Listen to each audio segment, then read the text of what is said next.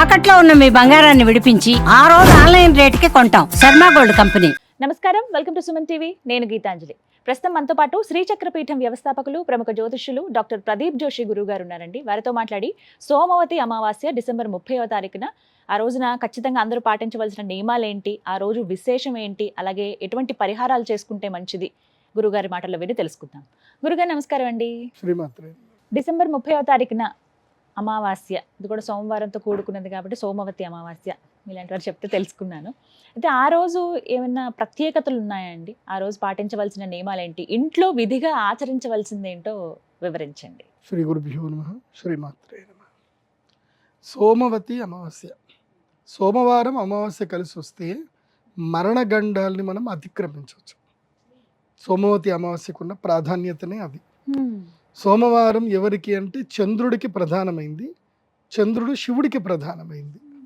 So చంద్రుడు శివుడు, చంద్రుడు ఎక్కడ ఉంటాడు? శివుడి నెత్తి మీద ఉంటాడు. సో శివయ్య ఆరాధన చేయాలి సోమవారం రోజు. ప్రధానంగా ఎవరెవరికైతే ఆరోగ్య సమస్యలు ఉన్నాయో, మరణగండాలు ఉన్నాయో, శత్రుబాధ ఉందో, అదేవిధంగా ఇంకా తెలియని బాధలు, శత్రువుల మూలకంగా ఆస్తి సమస్యలు, తగాదాలు, గొడవలు, ఏ సమస్య ఉన్నా సమస్య పరిష్కారానికి, అరిష్ట నివారణమునకు సోమవతి అమావాస్య శ్రేష్టమైంది. సోమవతి అమావాస్య రోజు విశేషంగా చేయవలసింది ఏంటంటే శివుడికి అభిషేకం చేసుకోవాలి, గంగా స్నానం చేయాలి, లేదా ఏదైనా నదీ స్నానం చేయాలి. సోమవతి అమావాస్య రోజు తప్పకుండా తలస్నానం చేయాలి. అండ్ సోమవతి అమావాస్య రోజున శివుడికి అభిషేకం చేసేటప్పుడు ఆ నీళ్లల్లో, రాగి చెంబులో నీళ్ళు వేసుకొని ఆ నీళ్లలో కొన్ని నల్ల నువ్వులు వేసి ఆ నీళ్లతో స్వామివారికి అభిషేకం చేయాలి.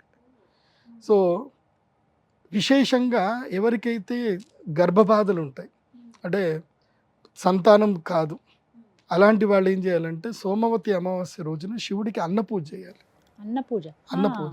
అన్నపూజ చేసి ఇంత ప్రసాదం స్వీకరించాలి.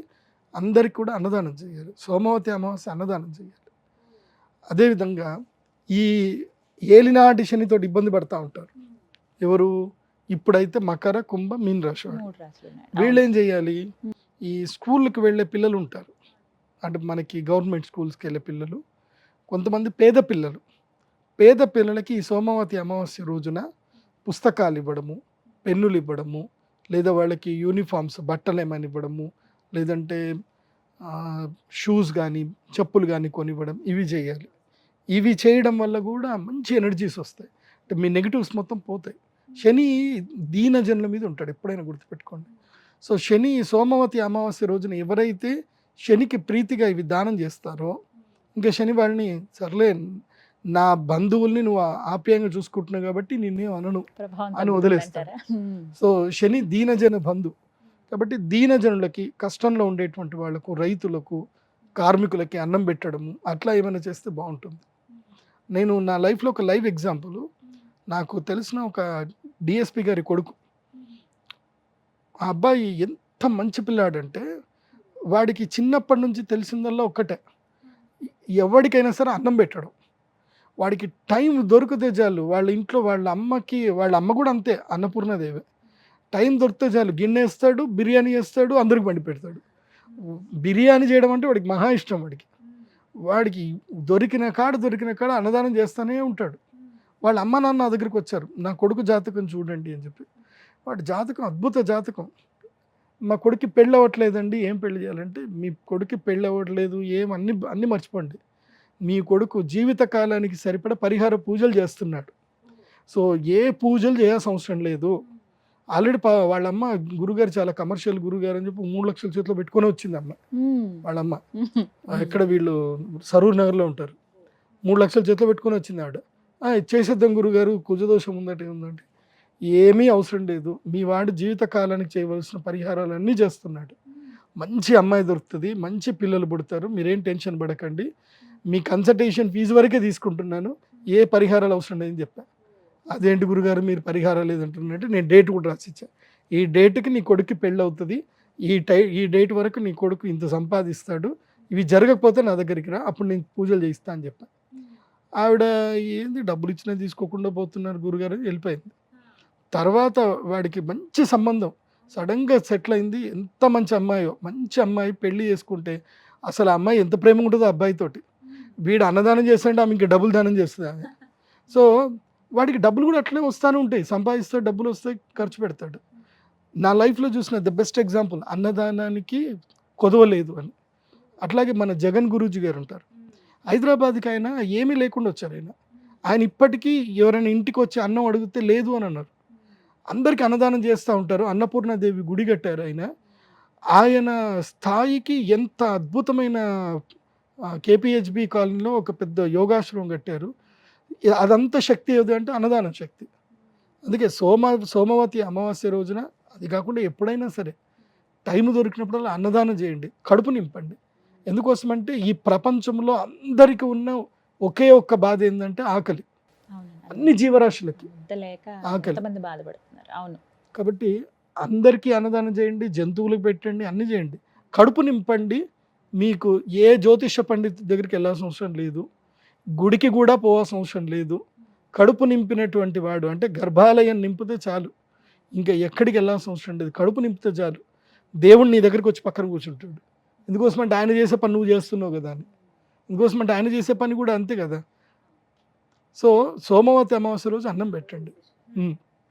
ఇంకొక విశేషం ఏంటంటే శత్రుబాధ ఉంది, భయంకరమైన శత్రుబాధ, గ్రహ బాధలు ఉన్నాయి, అసలు ఏది జరగట్ల, ఏ పని జరగట్లే, ఏదో ఒక సమస్య.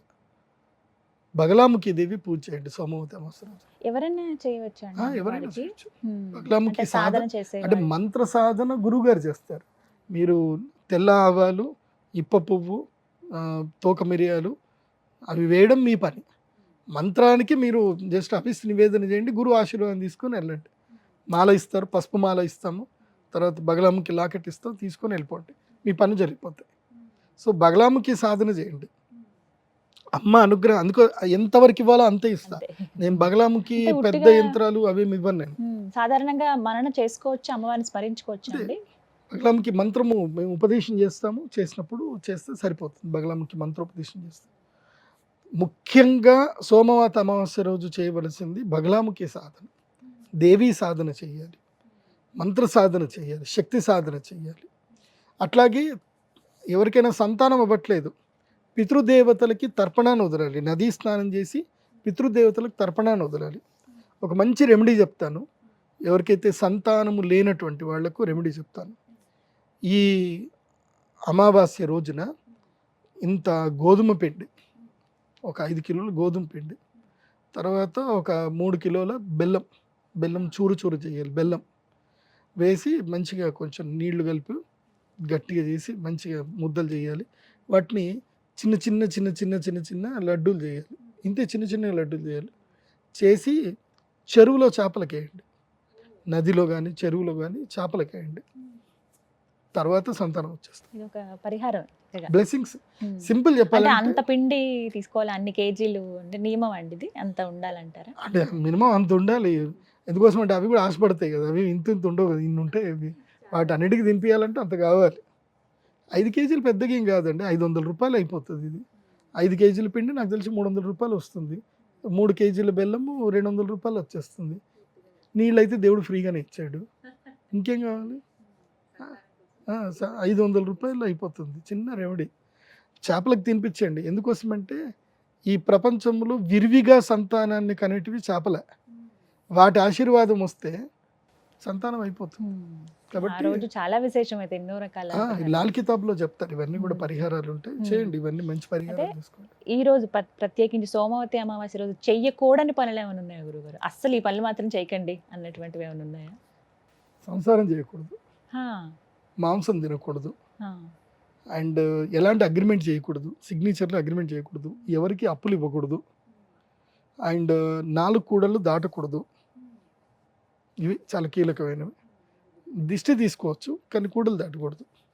అది నిమ్మకాయలు, ఎండుమిరపకాయలు, నిమ్మకాయలు, తర్వాత 4 కూడళ్ళు 5 గుడ్లు పెడతారు కొంతమంది, అవి దాటకూడదు. అమావాస్య రోజు ఇందాక అన్నారు మీరు దిష్టని, కొంతమంది గుమ్మడికాయ దిష్టని, ఇలా రకరకాల దిష్టిలు తీసి పడేస్తుండే, ఆ రోజున చేయొచ్చా అండి? అమావాస్య రోజు చేయాలి. కూడా దిష్టి ఉంటే అమావాస్య రోజు తీపించుకోవాలి. ఎండుమిరపకాయలు, తర్వాత ఉప్పు చేసుకోవాలి. చాలామంది ఇది ఒకటి చేస్తారు, ఈ నిమ్మకాయలతో తీసి 4 మూడల్లో పెడతారు. అట్లాంటివి చేయకండి. ఇప్పుడు నీ కష్టం పోతుంది సరే, ఇంకోటి కష్టం వస్తుంది కదా, ఇంకోటి కష్టం వస్తే అది అది మంచిది కాదు కదా. మళ్ళీ అదొక పాపం. అదొక పాపం. సింపుల్ రెమెడీ చేసుకోండి. ఎండుమిరపకాయలు, కల్లుప్పు ఇవి తీసుకోండి, డిష్ తీసుకోండి, ఎండుమిరపకాయలు నిప్పులో వేయండి, కల్లుప్పు నీళ్ళలో వేసేయండి, అయిపోయి అక్కడిదక్కడికి క్లియర్. వేరే వాళ్ళు ఎవరికి కూడా రాదు. ఇప్పుడు ఇంకో ఇంట్లో ఏడుపు వస్తే అది మనకు మంచిది కాదు కదా. సో మన అరిష్టం పోయింది అని మనం 4 నిమ్మకాయలు పెడితే అది దాటి వెళ్ళినడికి వాడికి కూడా కష్టమే కదా. చేయకూడదు అట్లా. అట్లా చేయకండి. ఆ ప్రజల్లో అదొక రకమైన భయాందోళనకు సంబంధించిన భావనలు తీసుకురాకండి. అలాంటి ఎవరు చేయకండి, పిచ్చి పిచ్చి చేయకండి. మరి బగలాముఖి అమ్మవారి పూజ, ఎందుకంటే అన్ని చోట్ల అది వీలు కాదండి, మాకు ఫస్ట్ తెలియాలి కదా ఎక్కడ జరుగుతుంది ఏంటి అనేది. బగలాముఖి అమ్మవారి పూజ శ్రీ విద్య తెలిసిన వాళ్ళ దగ్గరనే చేసుకోవాలి. శ్రీచక్రం ఉండాలి, అక్కడ అమ్మవారు ఉండాలి. కాబట్టి మా శ్రీచక్ర పీఠంలో నిజామాబాద్లో మా అమ్మవారి దేవస్థానం ఉంది. అక్కడ ప్రతి అమావాస్య బగలాముఖి పూజ చేస్తాము.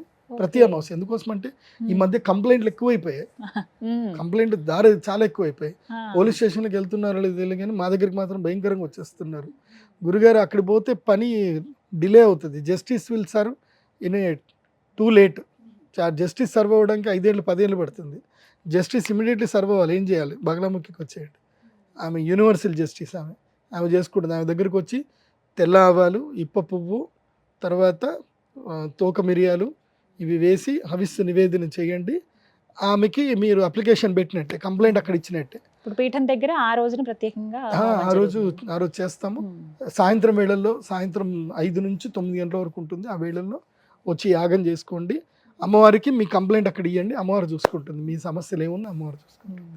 అక్కడ ఇంకా ప్రత్యక్షంగా రావాల్సి ఉంటుంది కదా. ప్రత్యక్షంగా రావాలి. ఇవి ఆన్లైన్ పూజలు అయితే ఉండవు బగలాముఖికి. తప్పకుండా పసుపు మాల తీసుకోవాలి. అక్కడికి వచ్చిన తర్వాత పసుపు మాల ప్రసాదంగా తీసుకోవాలి. ఒకవేళ మేము రాలేమంటే కనీసం మాకు పసుపు మాలను పంపించండి అని అంటే మీకు పసుపు మాల పంపించేస్తాము. pradeepjoshi.com వెబ్సైట్ ద్వారా మాత్రమే మీరు బుకింగ్స్ చేసుకోవాలి. ఆ వెబ్సైట్లో కనిపించిన ఫోన్ నెంబర్లు మాత్రమే విజిట్ చేసుకోవాలి. ఇప్పుడు సుమన్ టీవీలో నా ఫోన్ నెంబర్ ఇస్తున్నారు, కానీ ఏం చేస్తున్నారంటే మన వీడియోని ఇంకో దగ్గర కాపీ చేసుకొని వాళ్ళ ఫోన్ నెంబర్ వేసుకుంటున్నారు, చేసుకొని అవి షార్ట్స్ చేసుకుంటున్నారు. వాళ్ళకి ఫోన్ చేయగానే ఆ గురుగారు ఉన్నారండి, స్నానం చేస్తున్నారండి, లేదంటే పూజ చేసుకుంటున్నారండి, ఆ గురుగారితో మాట్లాడడం కుదరదండి, మీకు ఏమైనా ఉంటే మేము పంపించేస్తానులేండి అని చెప్తున్నారు. నా పేరు చెప్పుకొని వేరే వాళ్ళు వ్యాపారం చేస్తున్నారు. దయచేసి మోసగాళ్ళని నమ్మకండి. గురువుగారి వెబ్సైట్ ఏదైతే ఉందో అందులో నా వెబ్సైట్ ద్వారా మాత్రమే విజిట్ చేసి బుకింగ్ చేసుకోండి. అండ్ అపాయింట్మెంట్, జ్యోతిష్యం అపాయింట్మెంట్ నేను నేరుగా వీడియో కాల్లో మాట్లాడే అపాయింట్మెంట్ ఇస్తాను ఎవరికైనా. అండ్ నా కన్సల్టేషన్ ఫీజు 25,000 ఉంటుంది, రూపాయి తక్కువ ఉండదు. 200 రూపాయలు గురువుగారి కన్సల్టేషన్ ఎక్కడ ఇవ్వరు. ఈ మధ్యకాలంలో నేను విన్నది ఏంటంటే నా అపాయింట్మెంట్ 500కే ఇస్తున్నారట. 500కే నా అపాయింట్మెంటు. మీరు 500 పే చేయండి, మీ సమస్య చెప్పండి, గురువుగారు పరిష్కారం చెప్తారు, మేము మీకు చెప్పేస్తాం. 500 వేయించుకుంటున్నారు, ఏదో వాళ్ళకి నచ్చింది చెప్తున్నారు, నేను చెప్పానని చెప్పి వాళ్ళు బాధలు పడుతున్నారు. ప్రదీప్ జోషి గారితో మాట్లాడాలంటే డైరెక్ట్గా వీడియో కాల్లోనే మాట్లాడతారు. అది pradeepjoshi.com వెబ్సైట్ త్రూ విజిట్ అవుతేనే నాకు పేమెంట్ అవుతేనే నేను మీ వీడియో కాల్లో మాట్లాడతా. బాగా గుర్తుపెట్టుకోండి. ఈ మోసగాళ్ళు బాగా మంది తయారయ్యారు, దయచేసి మీరు మోసపోద్దని చెప్పి. మొత్తంగా సోమవతి అమావాస్య ఈ రోజున పీఠం దగ్గర అయితే హోమం నిర్వహిస్తారు. శ్రీచక్ర పీఠం జగదంబ సన్నిధానంలో అక్కడ 360 కిలోల శ్రీచక్రం పెట్టాం మేము. అక్కడ పంచలో శ్రీచక్రం మహాశక్తి. శ్రీచక్ర స్పర్శ చేస్తే చాలు, నెగిటివ్స్ అన్నిట్లు ఎగిరిపోతాయి. అవునా, చెప్తున్నప్పుడే అనిపిస్తుంది. దర్శిస్తాం, ఖచ్చితంగా వస్తాను గురుగారు నేను. మంచిది. శ్రీమాన్, నమస్కారం.